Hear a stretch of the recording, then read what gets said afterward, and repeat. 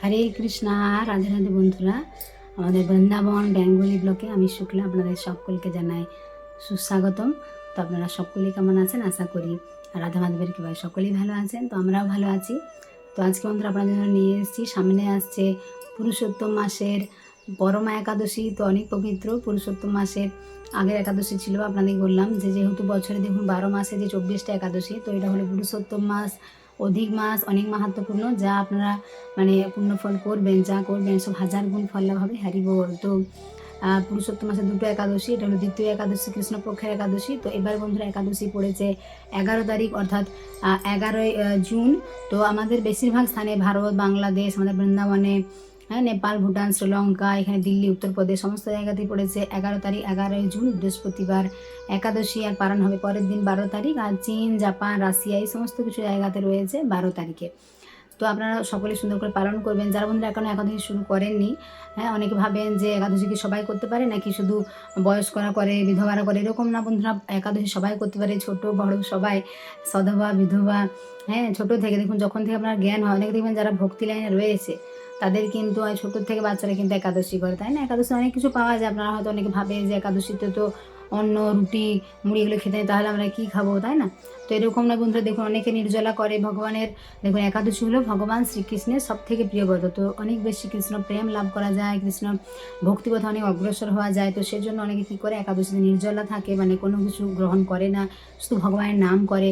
আর অনেকে কী করে ফল খেয়ে থাকে, ফলাহার করে। আর যারা হবিষান্ন পাচ্ছেন তারা ফল খেয়ে থাকবেন এখন একাদশীতে। আর যারা বন্ধুরা এমনি ভগবানকে ভোগ লাগিয়ে প্রসাদ পাচ্ছেন সারা মাস, যেগুলো পুরুষোত্তম ব্রত পালন করছেন, তো তারা কী করবে, একাদশী অনুকূল প্রসাদগুলো রয়েছে সেগুলো নিতে পারবেন। তো পঞ্চশস্য পালন রয়েছে। তো পঞ্চশস্য যেগুলো রয়েছে যেমন অন্ন, মানে চাল, ধান, গম, জব, সরিষার তিল, তো এগুলো পঞ্চশস্য পালন। এছাড়া আপনারা একাদশীর যে অনুকূল প্রসাদগুলো যেমন সাবুদানার পায়েস, সাবুদানার খিচুড়ি, সাবুর পোলাও, এগুলো করতে পারবেন। আলুর সবজি, হ্যাঁ, আলু, কাঁচা কলা, পেঁপে, কুমড়ো, এগুলো করতে পারেন। অনেকে পেঁপেটা বহু বীজের জন্য মানে পুরুষোত্তম মাস অনেকে পালন করে, আপনারা যেরকম করছেন সেরকম করবেন।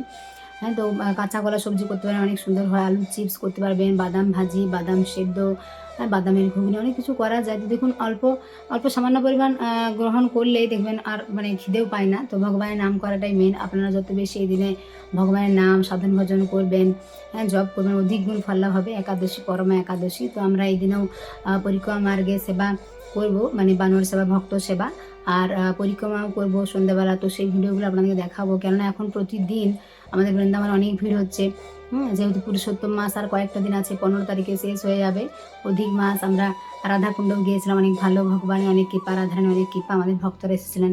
হ্যাঁ, রাধাকুণ্ডে, শ্যামকুণ্ডে আমরা স্নান করেছিলাম অনেক ভালো পুরুষোত্তম মাসে। তো আপনারা বন্ধুরা যদি আপনাদের নিকটস্থ কোনো নদী, গঙ্গা যমুনা থাকে তো ভালো, গঙ্গা যদি থাকে যাদের রয়েছে কলকাতার আশেপাশে, তো আপনারা এই পুরুষোত্তম মাসে গঙ্গা স্নান করতে পারেন, তাহলে 12,000 বছর গঙ্গা স্নানের ফল লাভ হয়। হরি বল। তো এই দিনে আপনারা পরমা একাদশীর দিন প্রাতঃ স্নান করবেন, মঙ্গল আরতি করবেন, ভগবানের সেবা পূজা আদি করবেন, তুলসী পরিক্রমা, তুলসী আরতি কীর্তন সুন্দর করে করবেন। তো এই মাসে যত আপনি ভগবানের সেবা পূজা করবেন অধিক গুণ ফল লাভ হবে যেহেতু এটা। আর বন্ধুরা আপনারা একদিন মানে এই পুরুষোত্তম মাসে যে কটা দিন রয়েছে আপনারা যারা করেছেন ভালো, ভগবানের চরণে 33 জোড়া তুলসী নিবেদন করতে পারেন চন্দনে চর্চিত করে। এছাড়া 33টাও দিতে পারেন। হ্যাঁ, আর 33টা প্রদীপ আপনারা বলেছিলাম যে চরণে 4 বার, নাভিদেশে 2 বার এবং মুখমণ্ডলে 3 বার, 9 বার, আর সর্বাঙ্গে 7 বার, হয়ে গেল 16 বার।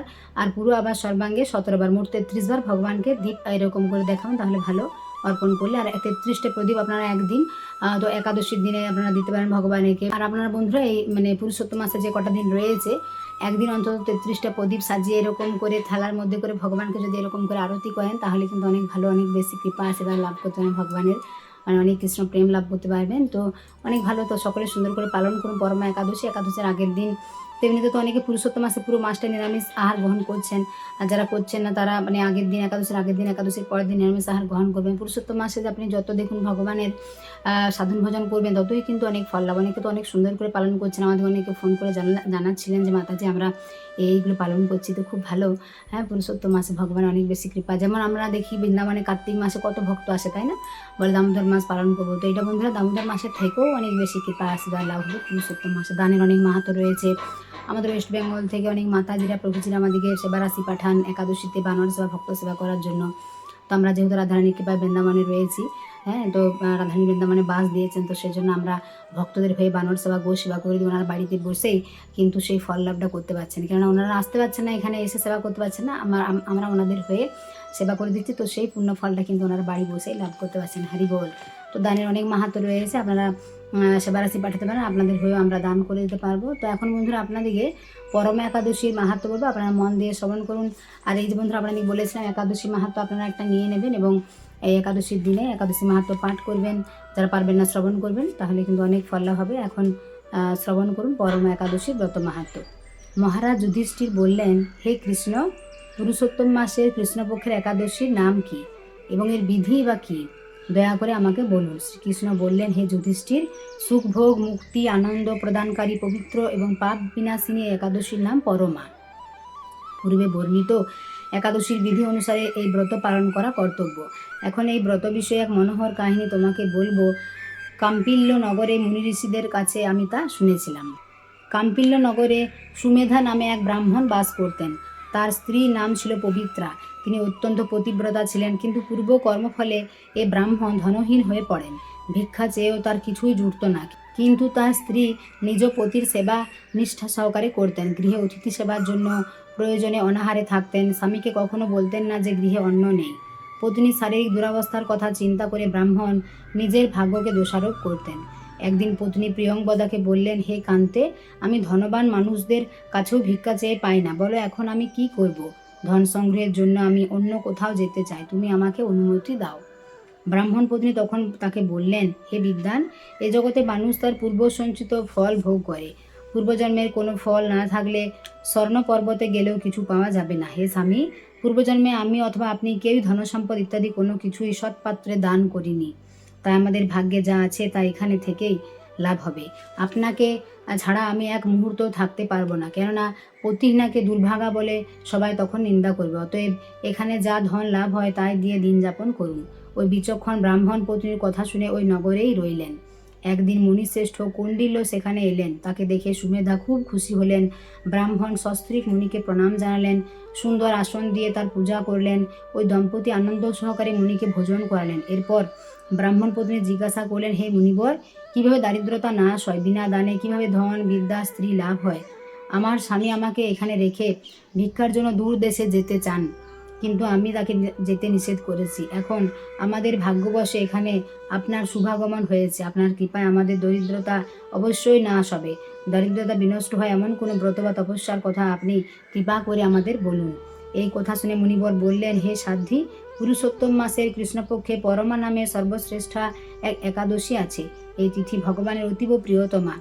এই ব্রত পালনে মানুষ অন্ন ধনসম্পদ আদি সবই লাভ করে থাকে। এই সুন্দর ব্রত ধনপতি কুবের প্রথম করেছিলেন।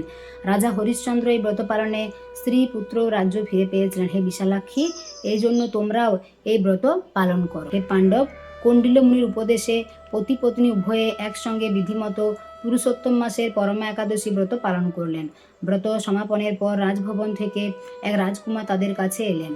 ব্রহ্মার প্রেরণায় তিনি বহু ধনসম্পদ, নূতন গৃহ ও গাভী এই দম্পতিকে দান করলেন। এই দানের ফলে মৃত্যুর পর সেই রাজা বিষ্ণুলোক প্রাপ্ত হয়েছিলেন। এইভাবে পরমা ব্রতের প্রভাবে ব্রাহ্মণ দম্পতির সকল দুঃখের অবসান হলো। যে মানুষ এই একাদশী ব্রত পালন না করেন তিনি 84 লক্ষ জনিতে ভ্রমণ করেও কখনো সুখী হয় না। বহু পুণ্যকর্মের ফলে দুর্লভ মানব জন্ম লাভ হয়। তাই মানব জীবনে এই একাদশী ব্রত পালন করা অবশ্য কর্তব্য। এই মাহাত্ম্য শুনে মহারাজ যুধিষ্ঠির তার আত্মীয়বর্গের সঙ্গে এই ব্রত পালন করেছিলেন। হারি বল, পরমা একাদশী কি যায়। তো দেখলেন তো বন্ধুরা, কি বলছে যে মানুষ যদি একাদশী ব্রত পালন না করে তাহলে 84 লক্ষ যে যোনি রয়েছে সেখানে ভ্রমণ করতেই থাকবে। মাতৃজঠরে বারবার জন্মগ্রহণ মৃত্যু হবে এবং অনেক বহু জন্মের পুণ্যকর্মের ফলেই বন্ধুরা কিন্তু মনুষ্য জন্ম পায়। তো দেখুন একাদশী ব্রত করে কত সুন্দর। আপনারা যারা ধন সম্পদ চান বলে সবাই, কেউ কি চায় গরিব হতে? কেউ তো চায় না, সবাই চায় ধন সম্পদ। তো দেখুন ধন সম্পদের যদি অধিকারী হতে চান তাহলে কিন্তু আপনারা যদি এই পরমা একাদশী সুন্দর করে পালন করেন তাহলে কিন্তু আপনারা অনেক ধন সম্পদ লাভ করতে পারবেন। এখন বন্ধুরা আপনাদেরকে পালন টাইমটা বলে দেবো। দেখুন 11 জুন বৃহস্পতিবার যেহেতু একাদশী রয়েছে, পালন হবে 12 তারিখে। আমাদের ওয়েস্ট বেঙ্গল পশ্চিমবঙ্গে পালন রয়েছে 4টা 51 AM থেকে 9টা 18 AM সকালবেলা। দিল্লিতে রয়েছে 11 তারিখ একাদশী, 12 তারিখে পালন হবে 5টা 22 AM থেকে 10টা 1 AM। আমাদের বৃন্দাবনও 11 তারিখে একাদশী পালন রয়েছে পরের দিন 12 তারিখ 5টা 23 AM থেকে 10টা AM। উত্তরপ্রদেশে 5টা 11 AM থেকে 9টা 48 AM, আর বাংলাদেশে রয়েছে 5টা 16 AM থেকে 9টা 37 AM। মানে ওখানেও 11 তারিখে একাদশী রয়েছে, 12 তারিখে হবে পারণ, 5টা 16 AM থেকে 9টা 37। তো আপনাদের যার যেখানে মানে সময় রয়েছে সে অনুযায়ী সুন্দর করে পালন করবেন। এখন কত মাহাত্ম্যপূর্ণ রয়েছে ভগবানের এই একাদশী। আপনারা ভগবানের শ্রীমন্দিরে যাবেন, বেশি করে হরিনাম জপ করবেন, গ্রন্থ অধ্যয়ন করবেন, মন্দির পরিক্রমা করবেন, ভগবানকে দীপদান করবেন। অনেক সুন্দর, অনেক মাহাত্ম্যপূর্ণ। তো সকলে সুন্দর করে পালন করবেন আর সকলে প্রেম সে বলুন রাধে রাধে, হরি বল।